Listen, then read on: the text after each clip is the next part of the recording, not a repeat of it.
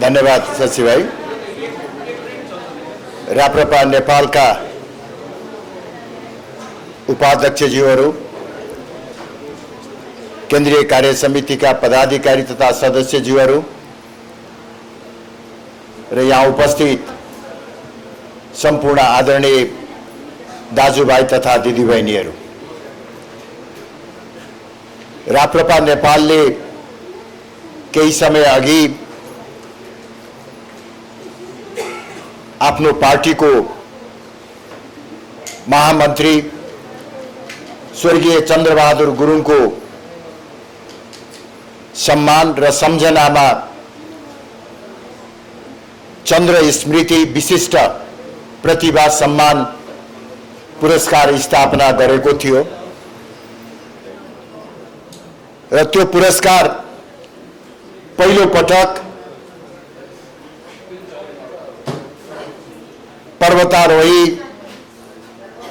नवाङ पासाङ शेर्पालाई प्रदान गर्ने पार्टी केन्द्रीय कार्य समितिको निर्णय रहेको थियो। नवाङ पासाङ शेर्पाले केही महिना अघि एउटा सार्वजनिक समारोहमा उहाँलाई हामीले सगरमाथा आरोहण गर्नु अघि पार्टीको झण्डा हस्तान्तरण गरेका थियौं।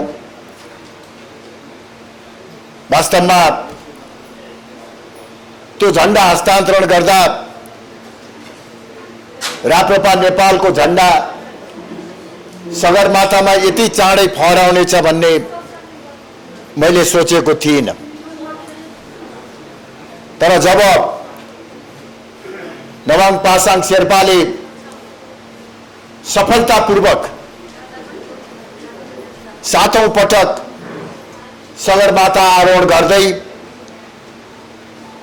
राप्रपा नेपालको झण्डा सगरमाथामा फहराउनुभयो, त्यसको समाचार हामीले पायौं, तस्बिर हामीले पायौं। हाम्रो मन अत्यन्तै रोमाञ्चित भयो, हर्षले गदगद भयो। भर्खरै स्थापना भएको पार्टी को झण्डा ससम्मान सगरमाथामा फहराएको छ। सगरमाथामा झण्डा फहराउनु एउटा सांकेतिक र प्रतीकात्मक विषय हो। यो कार्य सफलतापूर्वक सम्पन्न गर्नुभएकोमा म नवाङ पासाङ शेर्पालाई मेरो आफ्नो तर्फबाट र राप्रपा नेपालको तर्फबाट हार्दिक आभार प्रकट गर्न चाहन्छु। र आगामी दिनमा समेत विश्वका विभिन्न सर्वोच्च शिखरहरू आरोहण गरेर एकपछि अर्को कीर्तिमान खडा गर्न र विश्व रंगमञ्चमै आफ्नो र देशको प्रतिष्ठा उज्जवल बनाउनको निमित्त म नवाङ पासाङ शेर्पालाई हार्दिक शुभकामना समेत व्यक्त गर्न चाहन्छु। आज हाम्रो नियुक्त सौभाग्य पनि हो कि नवाङ पासाङ शेर्पासँगै अन्य केही सगरमाथा आरोहीहरूलाई पनि हामीले सामान्य रूपमा भए पनि सम्मान गर्ने सौभाग्य पायौं। राम्रो तयारी नभएको कारणले गर्दा सायद उहाँहरूको प्रतिष्ठा अनुसारको हामीले सम्मान गर्न सकेनौं होला, तर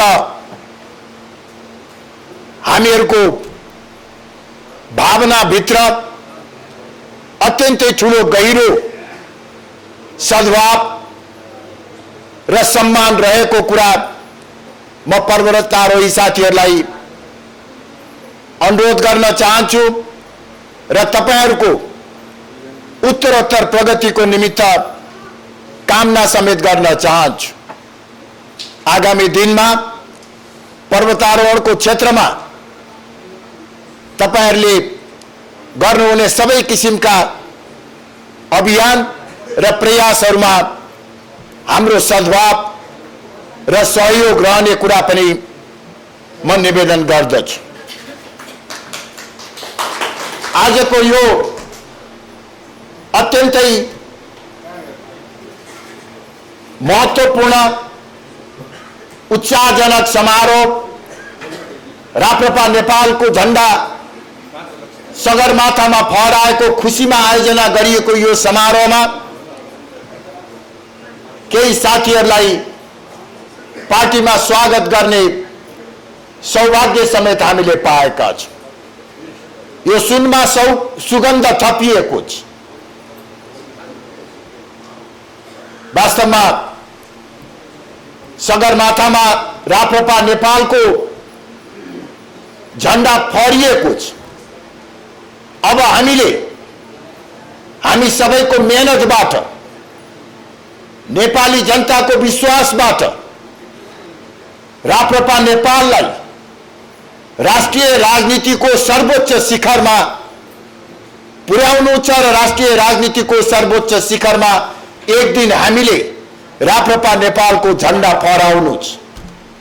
यस क्रममा आज पार्टीमा प्रवेश गर्नुहुने साथीहरुको सहभागिताबाट राप्रपा नेपाललाई देशको एउटा बलियो राष्ट्रवादी प्रजातान्त्रिक शक्ति बनाउने हाम्रो अभियानमा महत्त्वपूर्ण योगदान पुग्नेछ भन्ने मैले आशा र विश्वास लिएको छु। आज पार्टीमा प्रवेश गर्नुहुने नवागन्तुकहरुमा धेरै ठूलो संख्या शारीरिक रूपमा अशक्त र फरक ढंगबाट सशक्त युवा भाइ बहिनी र दिदी बहिनीहरु हुनुहुन्छ। राष्ट्रिय प्रजातन्त्र पार्टी नेपालले अपाङ्गहरुको हक हित र अधिकारको निमित्त सदैव आवाज उठाउँदै आएको छ। वास्तवमा हामी शारीरिक रूपमा अपाङ्ग भएको भन्नुभन्दा पनि शारीरिक रूपमा फरक दृष्टिकोणबाट सक्षम भन्नको निमित्त उपयुक्त हुन्छ भन्ने ठान्दछु। शारीरिक रूपमा केही कमी कमजोरी भए तापनि फरक ढंगबाट तपाईहरुको क्षमता, तपाईहरुको प्रतिभा, तपाईहरुको लगन मा अरु कसैको भन्दा पनि कमी हुनुपर्ने कारण छैन।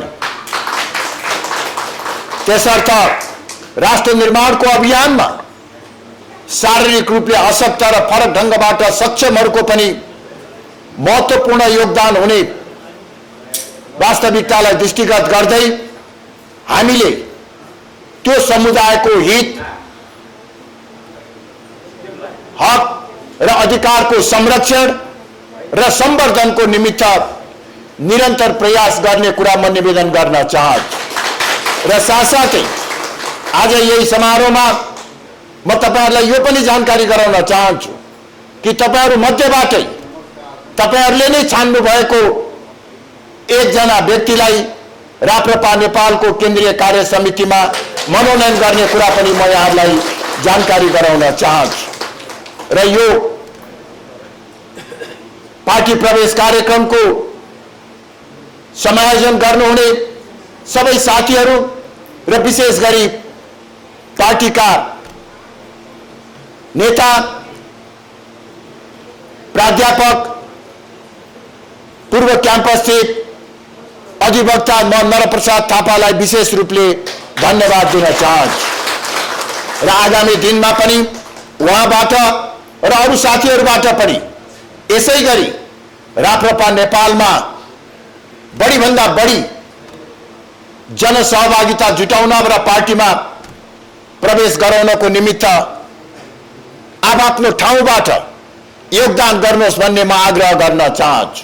प्रत्येक पार्टीको सदस्यले कम से कम 2 जना, 5 जना, 10 जना नयाँ सदस्यहरू पार्टीमा प्रवेश गराउने अभियानमै चाल्नु पर्दछ। केन्द्रीय समितिका साथीहरूले त यसलाई एउटा आफ्नो विशेष जिम्मेवारीको रूपमा लिनु पर्दछ र बढीभन्दा बढी पार्टीमा कसरी सहभागी तुल्याउन सकिन्छ भन्नेतर्फ ध्यान दिन म केन्द्रीय कार्य समितिका साथीहरूलाई पनि अनुरोध गर्न चाहन्छु। नेपालको राष्ट्रिय राजनीतिमा राप्रपा नेपाल अलग पहिचान भएको, अरू राजनीतिक पार्टीहरूभन्दा फरक विचार भएको र अहिलेको सन्दर्भमा अन्य पार्टीहरूको भन्दा वैकल्पिक फरक मार्गचित्र बोकेको पार्टी हो। हामीले नेपालको राष्ट्रिय राजनीतिमा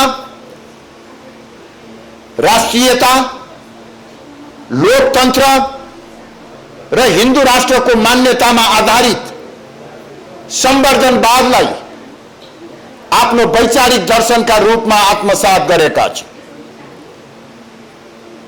यो संवर्धनवादको वैचारिक धरातलमा सुशासनको माध्यमबाट सबल र समृद्ध नेपाल निर्माण गर्ने हाम्रो लक्ष्य रहेको छ।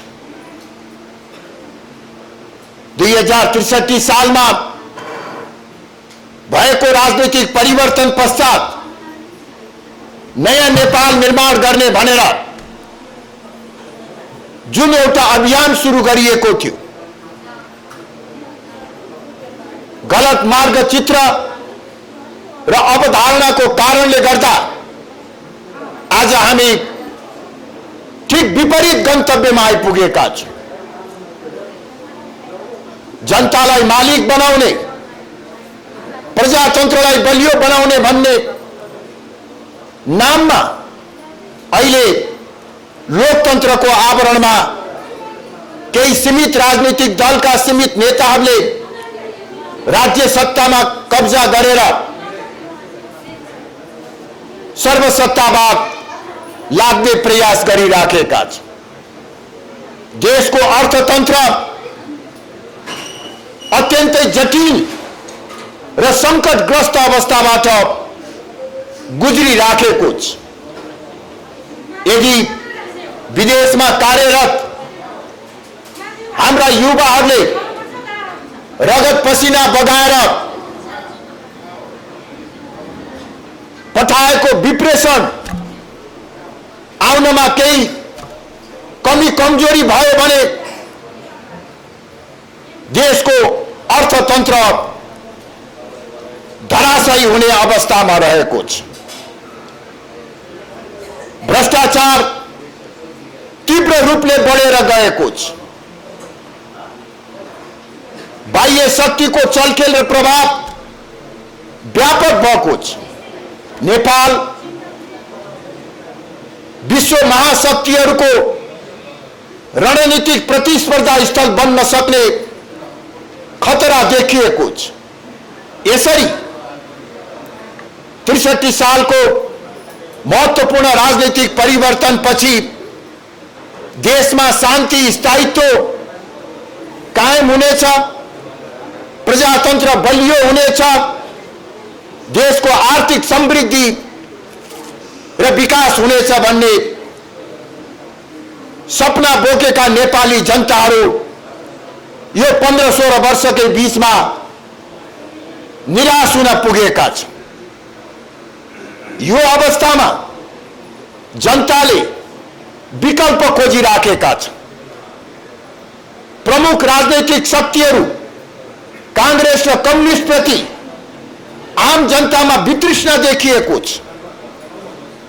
त्यो वितृष्णाको एउटा ज्वलन्त नमुना गत स्थानीय चुनावमा देशका महत्त्वपूर्ण पालिकाहरूमा स्वतन्त्र उम्मेदवारको विजयबाट पनि हामीले स्पष्ट रूपमा बुझ्न सक्दछौँ। तर हामीले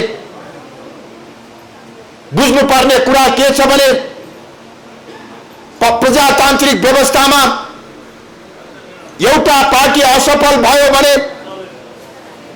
अथवा दलका नेताहरू असफल भयो भने त्यसको विकल्पमा कुनै एउटा व्यक्ति आएर त्यसले अवस्थालाई सुधार गर्ने परिकल्पना गर्न सकिँदैन। त्यो सम्भव छैन। एउटा दल असफल भएपछि अर्को दल आउनुपर्छ। केही नेताहरू असफल भएपछि अरू नेताहरू आउँदछ। यो नै प्रजातन्त्रको मूलभूत मान्यता हो। कांग्रेस र कम्युनिस्टहरू असफल भएका छन्, त्यसको माने बहुदलीय प्रजातन्त्र असफल भयो भन्ने होइन। कांग्रेस र कम्युनिस्टका नीतिहरू असफल भएका छन्। कांग्रेस र कम्युनिस्टका नेताहरू भ्रष्ट भएका छन्। अब यसको विकल्पमा हामीले जनता समक्ष राप्रपा नेपाललाई प्रस्तुत गरेका छौं।